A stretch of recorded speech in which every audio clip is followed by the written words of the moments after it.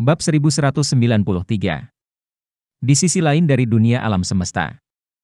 Murid-murid Istana Abadi dan Gunung Bunga menang dalam serangan diam-diam mereka di Menara Bintang di bawah kepemimpinan Dax dan Chester. Mereka berhasil menyelamatkan semua sekte lainnya.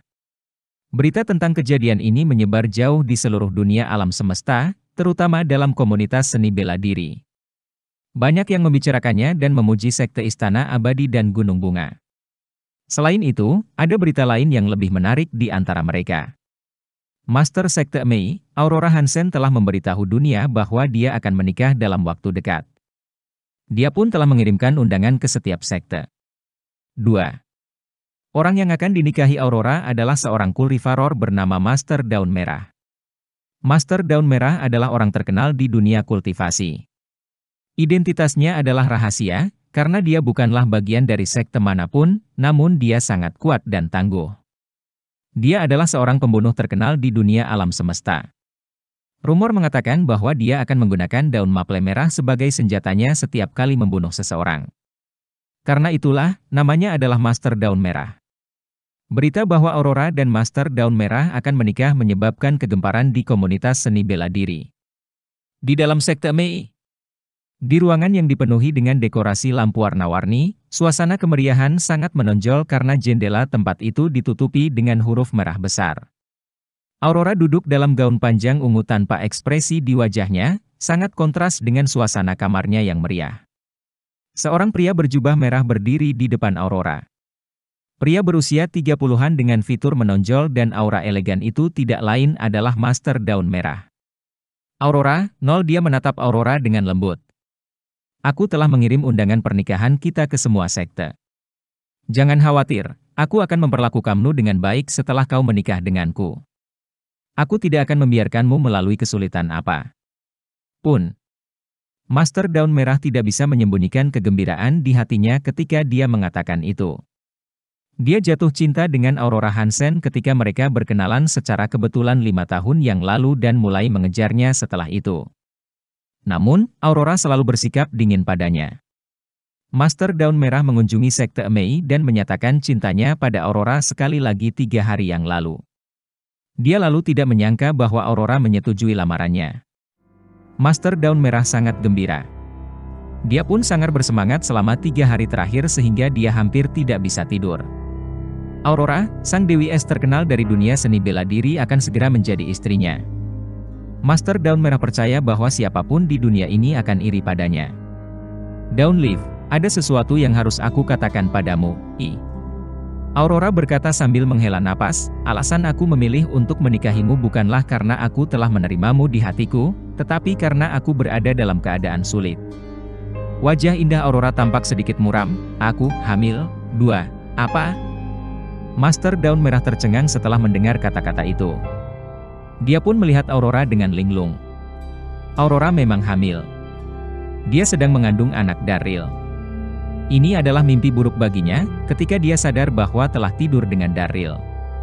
Dia pun tidak pernah berharap bahwa akan mengandung anaknya setelah kejadian itu. Aurora adalah Master Sekte Mei, suci, murni, dan tidak pernah punya kekasih. Orang-orang pasti akan membicarakannya di belakang, jika berita bahwa dia hamil tersebar. Solusi terbaik baginya adalah mencari pria dan menikah. Tidak ada yang akan mengatakan apa-apa ketika dia menikah dan punya anak. Aurora menyetujui lamaran Master Daun Merah dan menikahinya dalam keadaan seperti itu. Master Daun Merah gemetar ketika mendengar dia sedang mengandung. Ruangan itu tiba-tiba dalam suasana sunyi yang menyesakkan. Tuan Daun Merah kemudian menarik napas dalam-dalam dan memaksakan senyum. Aurora, tidak apa-apa. Aku tidak keberatan. Dia memaksakan dirinya. Dia terlalu mencintai Aurora. Master Daun Merah telah memilih untuk menerimanya meski dia sedang hamil sekalipun. Bab 1194. Aurora mengangguk dan mengangkat tangannya. Daun Merah, kumohon pergilah. Aku ingin sendiri. Daun Merah pun lalu berbalik dan pergi. Wajah dingin Aurora berubah marah setelah melihat pria itu pergi. Darryl Darby. Aku membencimu. Aku sangat membencimu. Sementara itu di kota Donghai. Seorang pria tampak kelelahan dan dia berjalan di tepi pantai. Itu Daryl. Daryl mencengkeram esensi naga dengan erat sambil tersenyum melihat kota Donghai yang familiar. Dia telah melakukan perjalanan selama hampir sebulan dari dunia awan selayan sampai kembali ke si dunia alam semesta. Daryl telah mencuri esensi naga dari Kuinci dan dia harus menghindari serangannya dalam sepanjang perjalanan dengan bersembunyi dan terus melarikan diri. Syukurlah dia telah kembali ke kota Donghai. Dia akhirnya bisa menggunakan esensi naga dan menyelamatkan peri kecil. Peri kecil, istri kecil, aku akan bisa meraihmu dalam pelukanku dalam 2 jam lagi. Daryl hampir tidak bisa menunggu lebih lama lagi.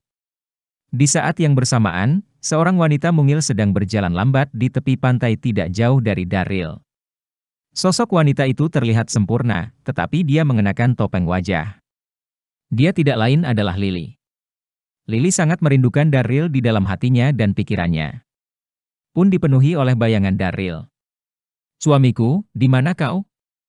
Aku sangat merindukanmu. Lily memandangi lautan luas yang tak berujung, dan kemudian dia mengambil batu kerikil dan melemparkannya ke laut. Batu kerikil itu mendarat di laut dan menimbulkan riak.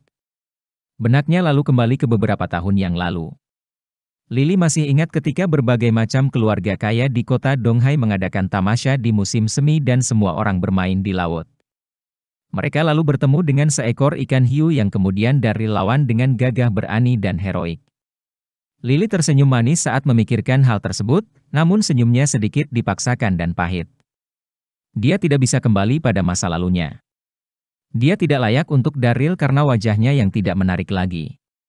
Terlebih lagi, Daryl telah menghilang selama berhari-hari tanpa ada yang tahu kemana dia pergi. Lily menggigit bibirnya. Daryl yang baru saja kembali dari dunia awan selatan lalu muncul di hadapannya. Jarak antara Lily dan Daryl kurang dari 100 meter. Namun, Daryl tidak melihat Lily, namun Lily melihatnya. Lily pun langsung tercengang. Pikirannya menjadi kosong dan dia pun hanya berdiri membeku. Apakah aku sedang bermimpi? Lily menggosok matanya dengan air mata yang langsung berlinang. Suamiku, panggil Lily dengan pelan. Dia takut Daryl akan mendengarnya. Lily?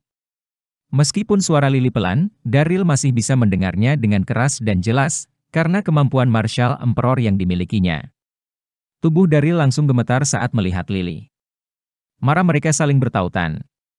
Lily, itu kau. Dia kemudian segera mendekati wanita itu dengan mata memerah.